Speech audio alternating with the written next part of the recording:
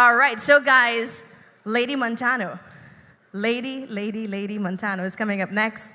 Yes, as she makes her way onto the stage. Welcome to the stage. Patrice, take it away. So I'll tell you guys a little story for those of you who don't follow my vlog. Lady, I didn't know her before, and I think this is a lesson for everyone here. Sometimes, you just get a little bummy when you get an idea and you don't really know how to go about getting it done. Yeah, that's happened to some of y'all sometimes. Yeah, so when I was brainstorming names of who to possibly approach for this, Lady came to mind and I said, how am I going to get this woman to pay attention to anything I have to say in the 2 or 3 minutes that I have on the phone? And she was so much of a darling when I called. And it speaks to who she is as a person, She's an icon. She's somebody who's well respected in the industry. She's an academic extraordinaire. She'll give you a list of the accolades of stuff that she's been able to achieve academically. And she is the director of the Machel Montano Foundation of Greatness, being the key word, because that's what we're going to focus on for this topic and this conversation, greatness. It's something that Lady is very passionate about. What would you say greatness is? Well, of course, greatness suggests going above, as I say, that flat line where we accept and we are satisfied with being mediocre. To be great, you have to step out of the box and you have to work beyond the human expectation. Are you hearing me? Are y'all hearing her? Not sending back, okay. Are you hearing me now? Right, Tabula Rasa means like a clear slate, blank slate, nothing is written, there's no predetermined idea, and we are the ones to write on that slate. So when I talk about Tabula Rasa, I mean that you have no previous experience, you have nothing that comes with anything in your mind, and Tabula Rasa, as it pertains to a person, depends upon your upbringing and your experiences. What was your upbringing like? Well, I started in a village, or I was born in a village, Caranage, and I lived with my mother and my grandmother. I never lived with my father. Mm-hmm. But I think in my upbringing, the most important thing was the value system that I was taught by my mother and my grandmother. Simple things like going to school, education is important. When I became an adult and I moved from Caranage to Separia many years after I went to university in Jamaica, I then realized, and I think this was in the 80s, that all mothers were not the same. Right. All children were not raised the same. And then I was very appreciative of how I was brought up. We were poor. My mother worked for $5 a day and she took care of 2 children and her mother, and we survived. I started working at 15, where I was going to school, but yet I was babysitting and teaching. And I worked hard for my entire life. And so you took that upbringing and you embodied that in your children as well. So for you, what was some of the important things that you felt like you needed to instill in your children? Again, it was all about the value system. I was fortunate to have a husband and a father, in my children's father, that shared the same similar values. Right. We were from poor upbringing, but yet we were taught things like sharing, loving your own, working hard, and these are some of the things that we instill in our children. Yeah. So you will see as the years progress, Machel never does anything by himself. Collaboration is important. Sharing, like our house was always open to other people. And same thing, loving your own. We always love our country, our neighbors, our friends, everything that was Trinidad and Tobago. We all have a responsibility as individuals to support and to encourage each other, more so as a parent. So when you see your child exhibiting, or you see someone around you exhibiting a certain talent or certain interest, what is your responsibility as a person to get them to harness on that? Well, I will talk from my experience. Both my husband and I were teachers from very young, and we always believe in getting our children involved in extracurricular activities. So when we came back from Jamaica, both our children lived with us in Jamaica while we were studying, and they were very small. We decided we would send Marcus, my bigger son, to learn to play the guitar. Right. This is for extracurricular. Machel at that time was smaller. He was 4 going on to 5. And Marcus would come home and he would have to play. His music teacher will tell him, play a song, but he had to sing. And he couldn't sing. So he would go and ask his little brother to sing for him. This time Machel was 5. We lived this in Laro, Maine. So Machel at 5 would go, get a tape recorder, set up a mic, he will sing, Marcus will play the guitar, then they will set up, I don't know, some of you are so young, there was this antique show, so Machel will be the host, Machel will be a contestant, he will be the, he will be the engineer, and he will judge at 5. And then he would come to me and say, Mommy, listen to this. Yes. And he will have it all taped on a little cassette. And then I will say, Monty, but this little boy has a good voice. And then we took him to the same music teacher, Ashford Joseph. And Ashford taught him to do all whatever he had to do. And then one day he came and said, Ashford, I want to sing Calypso. And Ashford said, okay. He said, but sir, I have a song. When he played it for Ashford, Ashford said, Machel, every boy singing this song in boys' school. He said, I'll write you a song. And then that was in the year, again, before many of you all were born, in 1982. This is when Machel entered the entertainment industry by singing the Now Generation, again on 12 and under. And I think what was fascinating to me in the story that you were telling me is he was always very clear about what he wanted to do. How do you respond to a child that seems so clear about a vision for themselves? Well, luckily for us, although we were professionals, we were never like adamant that they should do what we did. Right. After we come back from university, I became a guidance counselor, and my husband was a petroleum geologist. And he will do, well, I don't know, he just started, and he would do things for himself, and he'll bring it to us. And most importantly, we were there to support him. Like when he goes to an interview, people say, you tell him to say this? I say, boy, he'll come and say, Mommy, don't tell me nothing because you're confusing my brain. So I will sit down and I will be there like everybody else, waiting and shocked at what he says at the age 7. Yeah, and I think being an educator as well, that's something he would have been exposed to, being well-read, being somebody who would do research and, expose and expand his knowledge to as much as he possibly could. You are supporting him as a mother. He is building as a brand. How do you transition to the manager? Well, again, back to 1982, back to being a teacher. We never had, my husband and I never had any experience in being in entertainment or in management or anything. But we were always like well-read, always interested in doing things the proper way. So we would read about the business of music.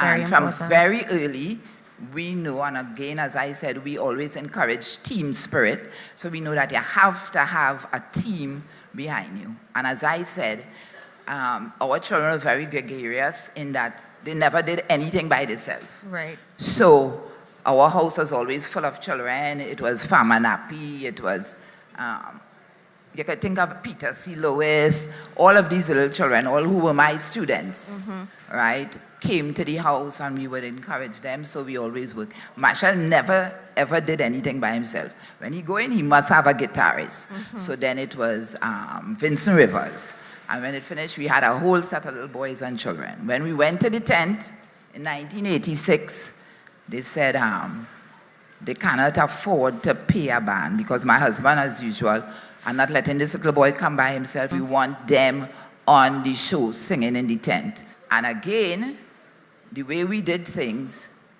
we always shared. Yeah. So Mr. Montano said, well, we will take the $3,000. Right. I was a whole side of little fellas. And we took the $3,000, we paid for them to stay Hilton because we live Superior. And they had to get up and go to school, must be in school, and come back. and Roy Cape would play the horns. So we were always there just supporting, as I said, and Machel leading the way. Right. And at what point does this transition to you guys establishing the Ecstatic Limited Company? Well, we became Ecstatic in 1992, but as I said, we always operated as a team, and we always had, well, my husband was the manager at first, or maybe I think I was the manager, and I was the PRO. Now, we had a team, but the team was like two people. Mm-hmm. We had, and I have one of them in here still, Simone Barkers was with us. And she's still here after 20-something. And she's still here. Years. And this is one of the things that we are very proud of is longevity in relationships. Yes. So we have quite a few people who have been working for us for 30-something years. But the first set of music that Casey worked on was Machel Montano. Mm-hmm. He was like this. He was like this, and his father was Machel's producer in 1986. Mm-hmm. And in diaper, he would come down in the night, and he was always there. He was very, very young. By the time the age 12, he had hits. You have a lot of areas of interest. One in particular is academics. So you have a lineup of accolades under your belt. Let people know some of the stuff that you've accomplished over the years. Well, first, as I said, I grew up in a village, and I always like to share not only my academics, but I was a person who worked with young people as a young person. Then, when I became must be 17 after leaving secondary school, I went to Mausaka Teachers College in 1969. And there's where I met my husband, who he is the one from the country, I'm the city girl. and then we graduated in 1971 with teacher's certificate. And I like to boast about this earlier because I'm not really very bright, but I do well because I work hard.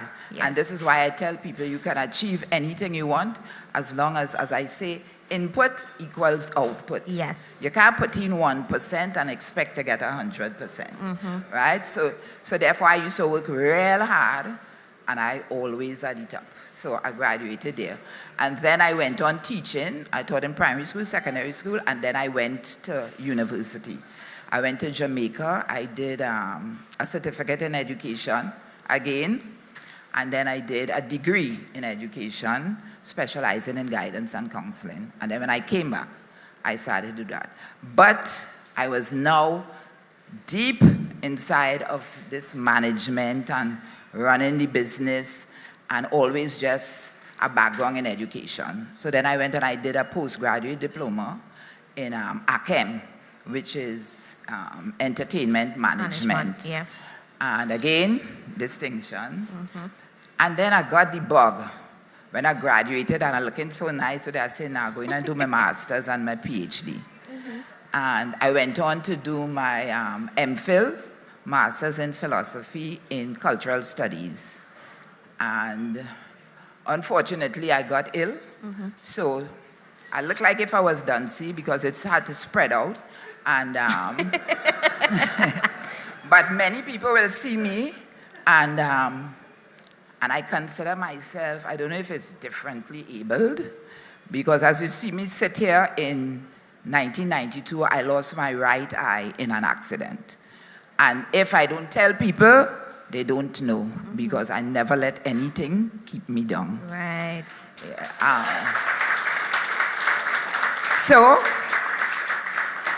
so in 2018, last year, October, at the age of 68, I graduated with my MPhil, and my thesis is called Making of Monk Monty, Creativity and Commodification in Trinidad and Tobago Popular Culture.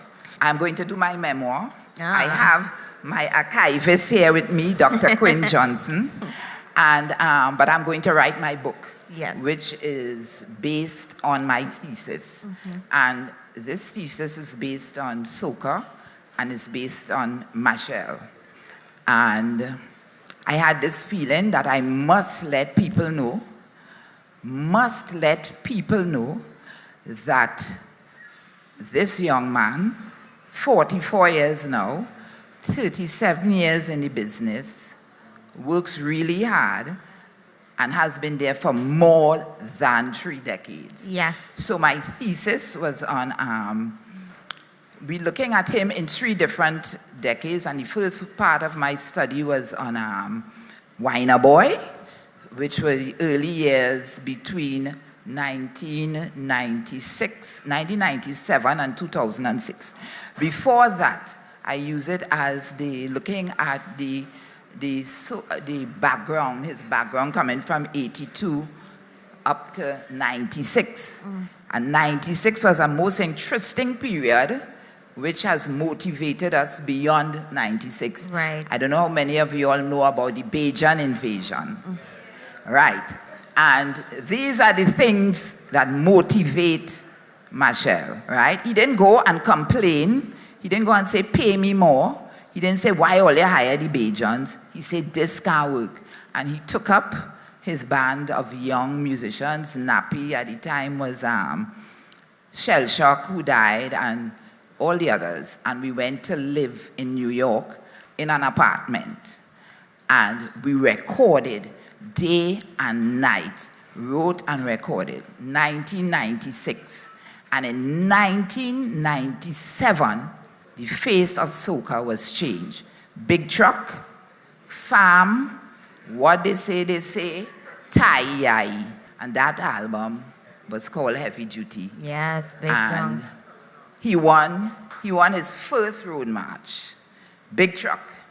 The story is again, Machel said, what it is everybody want to do, what it is everybody want to do when it's carnival, what is the emotion, what it is. And he said the big truck. Everybody want to run behind the big truck. Everybody want to jump behind the big truck. And some of you all didn't know, they had moved the carnival and put it down on the foreshore. And everybody had to run behind the truck. And then this is how Big Truck Concept. was written by Machel. I know these guys were here. You should have asked them what it means to work with Machel. Yeah.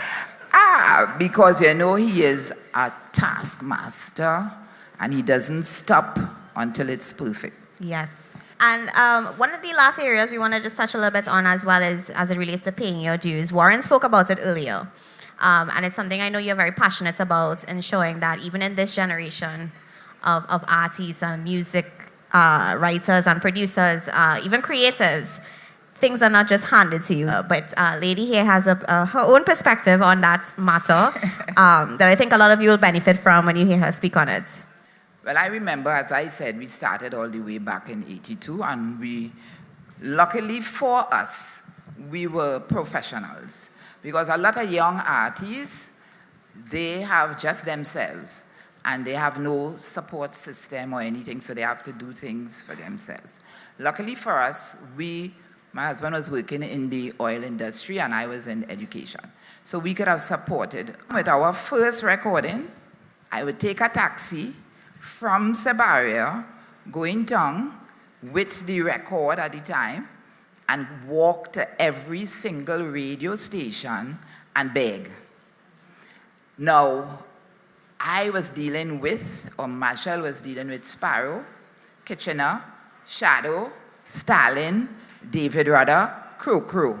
These were the people we were battling with. So therefore, I am telling him, take your time, do your best, and we will make it. And I walk every road, every station, carry my record and beg. When it was time to distribute, we had no distributor. I was the distributor, or I would send Simone, and we would take a taxi, go in town, and go to every record store and do what we had to do. In order also to get money to make the record. Well, again, as I said, luckily we were working and had some savings, and we took it because nobody wanted to produce this little boy from the country. But then again, his support system Yes. was so strong that he was able to make it. Again, I'm saying it to you because I want to rub it in. Input is equal to output. And I don't want anybody to feel that anything is going to be handed to you on a silver platter. And I don't want anybody to feel that what somebody entitled. has was handed to them on a silver platter. And when you're working towards greatness, you have to first know that you have to creep before you walk. You also have to respect those who went before you. Yes. You have to look at experience and you have to learn from it. You understand? You have to take that knowledge that went before you. And those who know us will see that after 37 years, Machel still works with the people he worked with in 1986. That is Rose, Sparrow, think about it, Stalin, all these people. Because remember, Super Blue, Machel learned all his moves from Super Blue, the throwing of the mic and the dancing and all these things. And up to today, he respects these people. And as I said, we took it step by step by step. Patience, perseverance, hard work, and striving for excellence. Well said. Thank you so much, lady, for that important information that we as a generation need to know as well moving forward. The supporting especially of each other, of the talents that we all can see in each other and the harnessing of that. So I know there was something that you brought as well that you wanted to play. I just wanted to play something for you all that my dearly beloved Simone found for me. Simone Bacchus. I won't play from the beginning, eh? In the future, how do you envision yourself as a future in the future, one of my biggest goals, I like to bridge the gap between the Caribbean and international market. And to do this, I'll be very innovative. I'll come up with musical ideas such as doing tunes so that the international and the Caribbean market will accept it. You know? Yes, So that the music will be acceptable by both markets. sounds like you have a mission. Very hard one. Yeah, but I think you can certainly do it. What about videos? Videos have been a very effective way of... Now, I don't know if you heard it clearly, but this, my dear, how many of you all were born in 1985? About 3 hands. This was an interview that Machel did at age 9 in 1985, WLIB in New York. And if you follow his, look, my pause reason. If you follow his career, it's all about that. Getting that music out there, doing it, being innovative, making it in such a way that people will accept it. And there's another part of the interview that says love, peace, unity, collaboration. And he has gone through 37 years doing it. And I want to leave you all with this. Again, my pause reason. He said to me this year, he said, "Lady, I'm happy." And I said, "Why happy?" He said, "Well, my dream has come true." I said, "What's that?" He said, "We having some Caribbean unity. And this is based on family and based on motto and based on all, like we have Trinidad, St. Vincent, St. Lucia, Barbados, everybody coming together. And you know why? We need numbers. Not until we get numbers can we have a proper soca genre."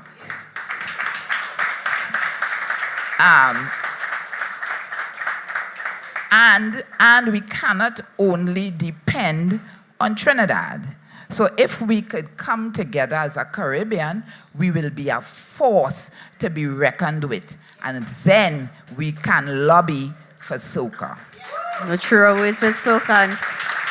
So let's keep that applause going for the fantastic Elizabeth Lady Montano. Thank you so much for joining us here tonight. We have a fantastic show packed out for you guys, Elizabeth, and a few of the other featured speakers are going to be here and available for you all as we go to a mingling session. Feel free to mingle with each other and talk to each other. We're just going to pass the mic over to Amanda to give you guys some updates on what's happening. But lady, thank you so much for coming out again. Give her the biggest round of applause you've ever done in your life. Only a Millien concepts can bring you an event that makes you feel so motivated to continue fighting for your dreams.